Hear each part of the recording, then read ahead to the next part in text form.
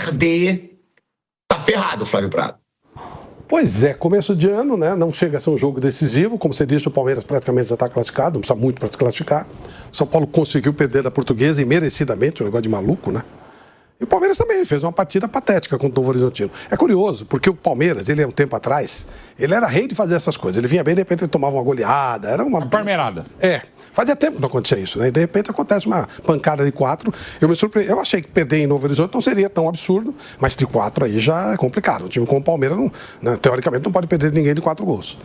E agora vem essa pressão. O São Paulo, naturalmente, é o franco atirador nesse jogo, mas deixou de ser no momento que perde para o Portuguesa. Eu não estou nem falando em termos de classificação, não. Estou falando em termos de sequência de trabalho, né? Não acredito que o Palmeiras entre em crise caso venha a tropeçar contra o São Paulo, mas o São Paulo a gente não sabe exatamente o que pode acontecer caso ele volte a jogar mal como jogou na partida contra a Portuguesa. Em tese, o Palmeiras é favorito. Mesmo com o resultado de lá, ou até pelo resultado de lá de Novo Horizonte, o Palmeiras tem mais obrigação de ganhar o jogo e tem mais time, tem mais condição para ganhar o jogo. Mas o São Paulo costuma, às vezes, surpreender o Palmeiras. Vamos ver qual vai ser a reação dos dois, né? Porque os dois vieram de resultados, pelo amor de Deus, né? O Palmeiras chega a ser um papelão e o São Paulo também, né? Cá entre nós, tá perdendo a Portuguesa em casa, tomando 3 gols. Não, e o Palmeiras, né? O próprio Abel Ferreira disse que ele teria sido a pior derrota dele. E foi mesmo. Porque, as piores derrotas do Palmeiras na era Abel Ferreira. 4-0 pro Novo Horizontino, 3-0 pro Fortaleza, 3-0 pro Flamengo em 2023, 3-0 pro Internacional em 2022. Ou seja, perdeu pro Inter, que é time grande, pro Flamengo, que é time grande, pro Fortaleza, que é um time... não é dos gigantes do futebol brasileiro, mas é time grande. E aí pro Novo Horizontino por 4-0. E outra, esse jogo contra o São Paulo é importantíssimo. Por quê? Porque não é porque o Palmeiras deixou de ganhar títulos nos últimos 2 anos que ele vai deixar de ser favorito aos títulos desse ano. Para mim, o Palmeiras é tão favorito quanto o Flamengo e o Cruzeiro. Ainda bota o Cruzeiro junto. Em todas as competições que tem no ano, para mim o Palmeiras segue sendo favorito, junto com o Flamengo e agora o Cruzeiro. E esse jogo contra o São Paulo vai ser antes da estreia no Brasileirão. Então é bom, né, Mauro, para você tirar aquele ranço do 4-0, tirar aquele clima pesado do 4-0 e ir pro Brasileirão, quem sabe, com a estreia contra o Atlético Mineiro fora de casa, com o ânimo de uma vitória num clássico. É isso. E os dois times, né? A gente vai falar um pouco mais do São Paulo também, né, Pilhado? Que evidentemente é o clássico choque rei, mas é um momento maluco, assim. Eu sinceramente poderia esperar algo do São Paulo, não imaginaria que depois de tantos anos o São Paulo perdesse como perdeu para a Lusa na quarta-feira no Morumbi, mas assim, nem no Novo Horizontino se imaginava o que aconteceu terça-feira lá em Novo Horizonte. Embora nessas 54 últimas partidas de Campeonato Paulista dessa fase inicial, essa fase, digamos, de liga, ou que era antes a fase de grupos, o Palmeiras só perdeu 2 jogos, justamente para o Novo Horizontino, né? A virada no ano passado na Arena Barueri e esse jogo em Novo Horizonte, da maneira como perdeu bovinamente, a atuação horrorosa, deu tudo errado. E tudo muito certo para um time muito bom, bem trabalhado pelo Anderson, que é o Novo Horizontino. O Palmeiras não perdeu para um time qualquer, mas 4-0, evidentemente, na história do futebol sempre vai ser uma paulada muito dura, a maior derrota em mais de 5 anos de Abel Ferreira em termos de placar, e se fosse até mais, ou se fosse necessário o Novo Horizontino fazer mais, seria. Quero só de novo insistir que eu não consigo cobrar de equipe alguma, seja o Novo Horizontino ou seja o Palmeiras, um desempenho muito melhor e maior, e é compreensível, não é que não teve pré-temporada, não dá nem para tentar chamar em pré-temporada o que aconteceu. Mas o Palmeiras parou de jogar em 7 de dezembro e voltou a campo dia 10. Eu sei, mas ainda assim é pouco que não teve tempo. Férias até teve, mas não de se preparar, e já está na metade, além da metade agora, a partir de amanhã, do campeonato que só tem 8 rodadas, né? Então é um jogo complicado. E fica ainda mais, né, Pilhado, pelas circunstâncias, né? Os dois vêm de paulada, né? O São Paulo é o adversário historicamente mais difícil que o Palmeiras tem, e com o Abel mais difícil ainda, né? Vem de uma vitória de virada fantástica no ano passado no retorno do Brasileirão no Morumbi, mas extremamente polêmica por aquele pênalti não marcado do Alan no Tapia, tudo aquilo, ok.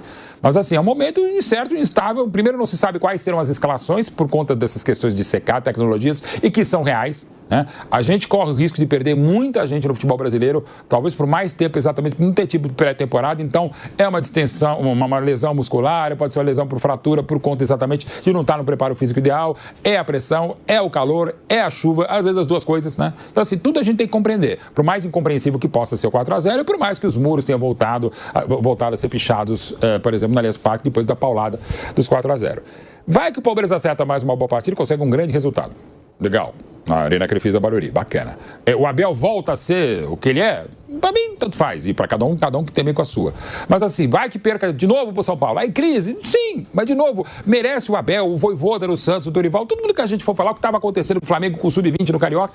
Gente, é tudo começo de temporada. E se antes, nos outros anos, eu insistia que só dava a partir da 6ª ou 7ª rodada pra começar a cobrar, 6ª e 7ª rodada, os 6 e 7 jogos do Campeonato Paulista, hoje é quase o final da primeira fase. Você pode já estar classificado, pode brigar pela classificação e pode estar brigando contra o rebaixamento. Então, tudo uma loucura. Então, tudo que eu vier falar hoje, e mesmo com a bola rolando amanhã e depois, faz parte desse pacote. Que é estranho o Palmeiras, quando ganhou os 3 jogos, mereceu as 3 vitórias contra a Lusa, fora, contra o Santos em Barueri e contra o Mirassol, né? Mereceu os 3 resultados, também em Barueri, mas, assim, partida realmente boa foi contra o Mirassol, até pela qualidade do rival. Não que o Santos não tenha, não que a Portuguesa não tenha, mas é um adversário mais qualificado e o Palmeiras mostrou alguma coisa boa. Contra o Novo Horizontino é óbvio que não.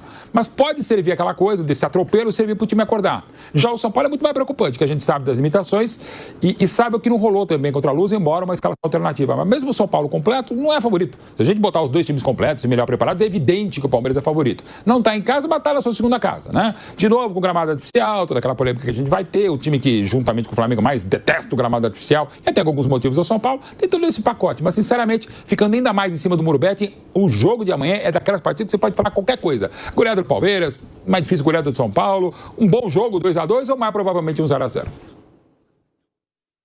E tem outra também, né, Raí? Que é o que o Mauro Betting falou.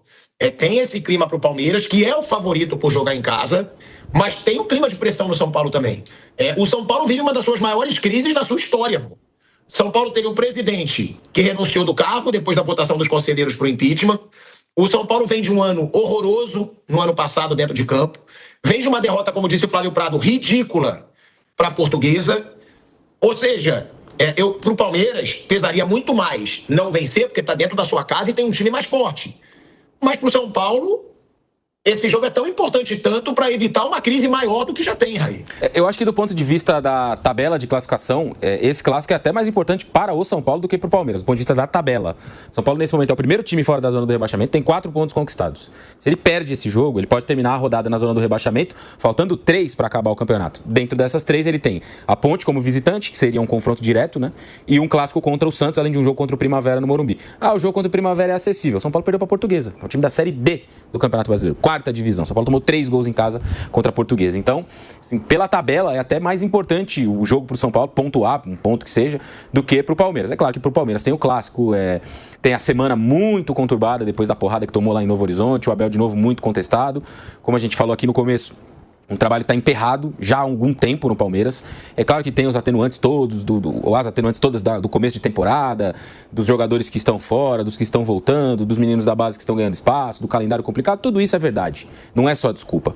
Mas também é verdade que o Palmeiras tem jogado muito pouco nessa temporada, jogou muito pouco na temporada passada, jogou muito pouco na temporada retrasada, e o investimento alto foi feito e uma expectativa também muito grande foi colocada em cima do trabalho dele, desse grupo de jogadores, e a resposta não tem sido à altura. Então é um clássico, assim, muito importante para os dois, mesmo sendo apenas o 5º jogo da temporada. O São Paulo pelas questões da tabela de classificação, podendo ir para a zona do rebaixamento, o Palmeiras pela crise, o torcedor do Palmeiras tem aí uma coisa especial, entre aspas, contra o São Paulo, então isso carrega um pouco também a rivalidade. Tem o fato do Palmeiras não jogar necessariamente na sua casa, vai jogar em Barueri, tem sido a casa do Palmeiras, mas não é a mesma coisa que jogar no seu estádio. Ano passado eles fizeram um clássico lá e foi um clássico bem apertado, disputado. O São Paulo foi competitivo, como invariavelmente é nesse tipo de jogo, né? Acabou perdendo por 1-0 com um gol bem no finalzinho do Vitor Roque, 40, 45 do segundo tempo. Então acho que o que dá para esperar do time do Crespo é de novo competir, tentar lutar, buscar, enfim, e ver se vai ser um time um pouquinho mais arrumado, né? Porque o São Paulo está bem bagunçado nesse começo de ano e com escolhas bem contestáveis do seu treinador. E do ponto de vista do Palmeiras é entender os efeitos dessa derrota contra o Novo Horizontino, né? Se o time vai conseguir se reerguer dessa pancada que tomou, das críticas que sofreu, para ter um jogo melhor jogando como mandante. Mas futebol mesmo, os dois estão jogando muito pouco nesse começo de temporada, essa é a verdade. E o São Paulo ainda tem um agravante aí pro seu torcedor, porque o São Paulo ele vive um período de 9 jogos sem vencer o Palmeiras, tá? Esse período começou em julho de 2023, quando venceu o rival pela Copa do Brasil, quando eliminou o rival na Copa do Brasil, ou seja, 9 jogos sem vencer o Palmeiras, o São Paulo. O último duelo ficou marcado, né, por aquela polêmica do pênalti, né? Uma baita polêmica, aquele pênalti não marcado pelo Ramon Abate Abel. E o Palmeiras numa virada histórica, né? O São Paulo poderia fazer 3-0 com pênalti, não foi marcado o pênalti e aí o Palmeiras virou para 3-2. Retrospecto de Palmeiras e São Paulo apenas no Allianz Parque, tá? A gente vai botar aqui na tela. Por quê? Porque o retrospecto recente não é de se animar, tá? O Palmeiras tem um retrospecto bem favorável, ou seja, é um retrospecto bem ruim para o São Paulo. Vamos botar aí na tela, Kaique. São 23 jogos, 14 vitórias do Palmeiras, 5 empates e só 4 vitórias do São Paulo. 42 gols do Palmeiras, 13 gols do São Paulo. Ou seja, a gente falou ontem, Flávio Prado, da freguesia do Flamengo, né, do Vasco contra o Flamengo. Que o Flamengo nos últimos 32 jogos só perdeu 2 para o Vasco. Não se compara, mas é um número também impressionante. Dos últimos 25 jogos, 23 jogos no Allianz Parque, São Paulo só venceu 4, Flávio. Olha, e realmente não tem muita perspectiva desse quadro mudar, não. A gente nota um Palmeiras cada vez mais estruturado, mesmo com um momento, né, específico de uma pequena crise, vai. E um São Paulo todo bagunçado e, de novo, mais bagunçado e cada vez mais bagunçado. A diferença está realmente no planejamento, na maneira como um time trabalha e o outro trabalha. Na história, né, na tradição, o São Paulo enche o saco do Palmeiras. Ele costuma ganhar jogos do Palmeiras que seriam impossíveis de ganhar normalmente. É a tal história do Corinthians ganha do São Paulo, São Paulo ganha do Palmeiras, o Palmeiras ganha do Corinthians. Eu não sei por que esse trio de ferro, a coisa funciona assim. Mas ultimamente não, porque a diferença ficou tão grande que um ficou com ferro enferrujado e o outro com ferro de alta qualidade. Aí a coisa fica complicada. E amanhã, de novo, embora os dois estejam com problema, o Palmeiras é favorito, independentemente de onde seja o jogo. Em casa, ok, mas se não fosse também, o favoritismo do Palmeiras para mim, é muito evidente, independentemente do time que um ou outro monte pro jogo de amanhã. Teve uma crise ali no vestiário, de acordo com a reportagem do UOL, que o clima ficou muito pesado. O Abel Ferreira desabafou na coletiva de imprensa, falando que quando o time dele não quer disputar, pode perder até para time de 5ª divisão. Você tem alguma informação, Mauro? E outra, realmente o clima tem que estar pesado, de acordo com tudo que vem acontecendo aí no Palmeiras nos últimos 2 anos? Então, tem um desgaste, né? Primeiro porque são 5 anos e 2 meses quase, né? Chega em comecinho de novembro de 20 e está agora, né?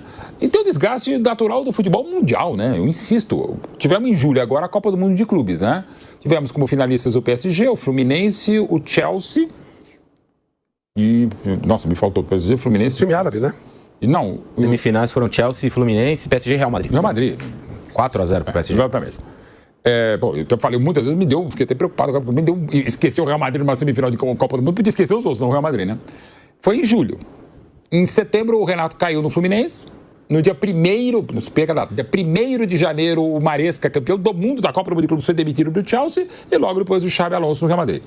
Cara, os semifinalistas da Copa do Mundo de Clubes, 3 caíram, foram demitidos, uma série de motivos, claro, menos de 6 meses depois, né? E quem sobreviveu, o Luiz Henrique, que ainda ganhou, e ganhou os pênaltis do Flamengo no Mundial de Clubes, e ele não ia, se o PSG tivesse perdido o Flamengo, ele não ia ser demitido, né? Faz um excepcional, maior treinador da história do PSG, né? Mas poderia, do jeito que está o futebol, né? Então, assim, infelizmente, parece que o Brasil despertou, além do pé de ópera qualificado, que já foi mais qualificado, essa coisa de não ter mais paciência com nada. E não é só no campo de jogo, a gente não tem paciência com o celular, a gente não tem paciência com o vizinho, com a mulher, com a mãe, com o cachorro, com o marido, com nada, né? A gente não tem mais paciência para nada, não entende os processos, o tempo que leva, né? E quando acha, né? Hoje já se viu, o cara tem que chegar jogando, o cara tem que chegar trabalhando, estudando, não importa que muda de cidade, de país, de condição social, que tem problemas pessoais, problemas de saúde, psicossomáticos, não importa, né? Você tem que dar resultado. E mesmo dando resultado, importa. Então você fica, no caso específico do Palmeiras, os resultados não são tão bons, o ano passado foi decepcionante, mas, de novo, aí também a questão de ajuste de expectativa. E aí eu vou falar como torcedor, e não sou mais palmeirense que ninguém, mas também não sou menos do que ninguém. Que assim, se você me falasse exatamente hoje, sei lá que dia de janeiro é hoje, mas enfim, janeiro de 2025, qual ano? Aqui na Jovem Pan. Olha, Mauro, o final do ano o Palmeiras não vai ser campeão paulista, vai perder o título pro maior rival, não vai ser tetra e ser o primeiro grande tetracampeão. Na Copa do Brasil vai sair antes e vai sair com 2 derrotas pro Corinthians. Na Copa do Mundo de Clubes vai perder pro futuro campeão Chelsea, vai ser vice-campeão brasileiro para o Flamengo e vai perder a final da Libertadores pro Flamengo. Ia tocar até a música do Fábio Prado. O que você acha? Vou falar, é decepcionante, é triste, é frustrante, dolorido e tal, mas ok, né? E vai ser o maior investimento da história em 111 anos do Palmeiras, ok? Porque quase todos os maiores investimentos recentes dos clubes, sejam quais forem, têm sido agora pelos preços exorbitantes do futebol. Alguns valem, muitos não valem, né? No caso do Palmeiras, alguns casos não valem, alguns já foram renegociados pelo Palmeiras. Assim, Ok, é triste, é decepcionante, mas e não é porque eu vivenciei a crise e a fila de 76 a 93, 2 rebaixamentos, 2 taças de prata, quando nos classificou no Paulista em 81 e 82, ok. Mas eu vou ficar frustrado, vou ficar um pouco irritado, vou ficar triste, mas eu acho que faz parte do processo, até porque, sobretudo na Libertadores e no Brasileiro, o Palmeiras não perdeu para um time qualquer, perdeu para o time mais rico do Brasil e da América do Sul e com um ótimo time, com um grande treinador, com grande camisa, com grande rivalidade, com grande tudo que é o Flamengo. Então, ok. Então, assim, decepcionante é, frustrante é e desgastante é demais. E esse é um problema para o Abel, para a Leila, para o Anderson resolverem. Qualquer coisa com o Palmeiras, mesmo se ganhar muito bem amanhã em Barueri, mas perdeu de 4-0. Há um desgaste na relação. De novo, nunca aconteceu em 111 anos de Palmeiras o treinador ficar tanto tempo. Nem Oswaldo Brandão, nem Minelli, nem Filipão, nem Luxemburgo, entre tantas idas e vindas, e cada vez menos. Trabalho desse nível, com essa consistência, com essa constância, com esses resultados, e que é extremamente discutível nos últimos tempos, não acontece. E como tem sido discutível, e o Palmeiras, por definição, é corneteiro, vai acabar sobrando. Vai acabar sobrando. Para não ficar em cima do muro de novo. Eu quero que Abel Ferreira fique até o final do mandato de Leila Pereira, ou seja, até dezembro de 2027, e quero reiterar, aproveitar a oportunidade. Mais tempo, então, hein? E quero, exatamente, sempre muito sagaz e brilhante o nosso Raí Monteiro. Quero reiterar. Eu quero que Abel Ferreira, e quero como palmeirense, como jornalista, ok, mas estou falando como palmeirense. Eu quero que Abel Ferreira fique até dezembro de 2027, o que não significa dizer que ele e Dona Lucila Bete, minha mãe, não possam ser motivo de críticas. Ponto. Mas eu quero que, inclusive, o mandato de Leila Pereira termine mesmo em dezembro de 2027, que ela não se reeleja, e para deixar muito claro, para não ser algo pessoal. Se Jomir Betting, né, meu pai, que tem uma certa história, mas não jamais para dirigir um clube de futebol, mas me parece que tem uma história, sobretudo ligada ao Palmeiras, né? Jomir Betting não teria primeiro não teria nenhum mandato, mas até por conhecer a fera. Eu não quero que Jomir Betting tenha mais um mandato no Palmeiras. Como eu não queria Juventus ter mais um mandato no São Paulo, Eurico Miranda mandando e desmandando como mandou, Alberto do Alibe mandando como desmandou, Mustafa Contursi mais ainda no Palmeiras. Então, eu sou totalmente contrário ao continuismo. Então, só para deixar claro, eu quero Abel Ferreira no Palmeiras. Ponto. Isso colocado. O trabalho do Abel hoje está te agradando? Não. E vou dizer, provavelmente, o trabalho do Abel, e até como informação, o trabalho do Abel neste momento está agradando o Abel? Não. O que não significa dizer que não possa virar o jogo. Ano passado, eu falei aqui na Jovem Pan, eu sentia isso, o Palmeiras jogou talvez em sequência de futebol, o melhor futebol da era Abel, mais do que tantos títulos conquistados, sobretudo no partido de... Ano de 20, mas a partir da primeira Libertadores em 30 de janeiro de 21, de 21 até 24, uma fase mais vencedora de um treinador na história do Palmeiras. Mas também tem discussão. Você pode discutir o Guardiola, você pode discutir o Luxemburgo, o Filipão, o Brandão, o Rubens Minelli, o Fipo Nunes, o Tele Santana no Palmeiras. E o Abel merece ser discutido. O que não pode é achar que ele nunca pode ser discutido, que o time tem errado muito, não tem trabalhado bem a bola, tem feito muita ligação direta, tudo ok. Agora, daí também já querer a morte, já falar que já deu, eu acho que é uma outra discussão que nem ele sabe, nem a Leila sabe, nem o Anderson sabe, eu sei ainda muito menos, e você, amigo da Jovem Pan, que quer fora Abel, também não sabe, até porque a gente não sabe, e aí eu coloco objetivamente, sai Abel. Quem que o Palmeiras vai contratar no PAOK da Grécia? Que português? Não sei nem quem é o Raí, acha, cara, quem é o treinador atual do PAOK? Por favor, que eu não tenho a menor ideia. Eu não estou dizendo que precisa ser português, precisa vir do PAOK. Mas, de novo, o Abel foi um dos maiores achados da história do futebol do Palmeiras, do Brasil, da América do Sul, porque nem ele imaginava que ia dar tão certo. Vai vir outro e vai dar tão certo, eu continuaria com a Abel. Rasvando Chesco, é um romeno. É um romeno, perfeito. Então tá bom. Ele é parente do Michel? E outra coisa também, né, Mauro? Mesmo com toda a pressão, o Abel, pela firmeza da Leila, é um dos treinadores que tem mais segurança no cargo no Brasil. Perfeito. E você colocou muito bem, Pilhado, assim. E aí sim, pra mim, é algo elogiável da Leila, não porque só que eu quero a permanência do Abel. A Leila bancou várias e várias vezes, não só institucionalmente, mas até financeiramente, que faz parte do negócio, de qualquer negócio, o Abel. Inclusive com, digamos, mimos, né? Que tem muita gente que reclama, que eu acho absurdo. Quando ele tinha questões pessoais, a Leila emprestava avião pra ele ir pra Portugal e voltar. Então, assim, isso é uma coisa que eu, por defender o Abel, ou talvez não atacar tanto, né? Ou passar pano, como queiram, isso eu aplaudo mesmo a Leila Pereira. Quantas vezes ela bancou o Abel? E, repito, não só financeiramente, mas sobretudo institucionalmente e politicamente. Então, realmente, você tem mais do... Você sabe muito melhor do que eu, Pilhado, até mais do que o Felipe Luiz, que é o outro treinador mega vencedor do futebol brasileiro hoje. Ou como era o Vojvoda até cair no Fortaleza ano passado. Eram os treinadores mais bem seguros, mais bem respaldados. E hoje, disparado, mesmo com resultados espetaculares do Felipe Luiz no Flamengo, o Abel continua sendo mais respaldado pela presidência e pela diretoria.